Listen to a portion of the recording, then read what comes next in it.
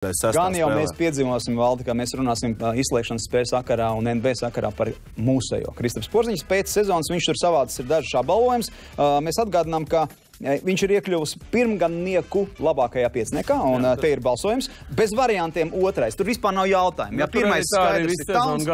Jā, pirmais ir Tauns, otrais Porziņš vispār ar atrāvienu. Un savukārt pirmgadnieku simboliskā izlasīta, jā, arī tur, tas pats. Bez variantiem.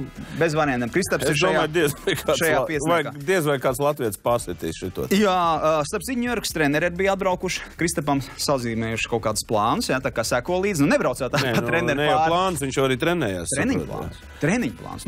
Pēc tiem jau vadās. Savukārt viņš pats, sauksim to pa mazo Eiropas tūri, jā, kur viņš bijis ir, jo Seviļā viesojās un Atenās. Kas bija Seviļā? Seviļā pie draugiem atgriezās un cits starpā Kristaps šo klubu ir izglābis, var teikt, jo pērn parakstot līgumu ar Ņujorkas Knicks, tur paredzēja kompensāciju šim Seviļas klubam, un tāpēc jau šim aplaudē arī garajam puikam no Liepājas, jo Seviļa tika izglābta no bankrota pateicoties Porziņa šai te kompensācijai, kas nāca no pēcdraftā laika.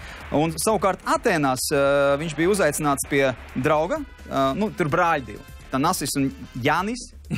Jānis, vai tas uzvārds, ak, Dievs, alfabētu var visu nosaukt. Ante, Toko un Po. Jā, viņi ir divi brāļi. Jā, divi brāļi. Un šie uzaicinājuši, un ir aizdoms, ka tur spēlējot vai tāpat pamīcoties, Kristaps dabūs kādu no šiem kadriem arī pie sevis 12. jūnijā uz labdarības spēli. Tu taču 4 spēlēs.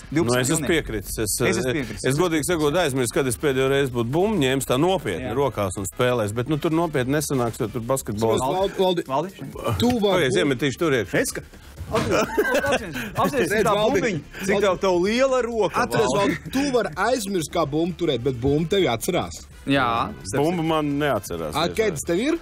Atradīšu kaut kādas vecās, jāizvēl. Ar šitām spēlē? No šitām nevar spēlēt.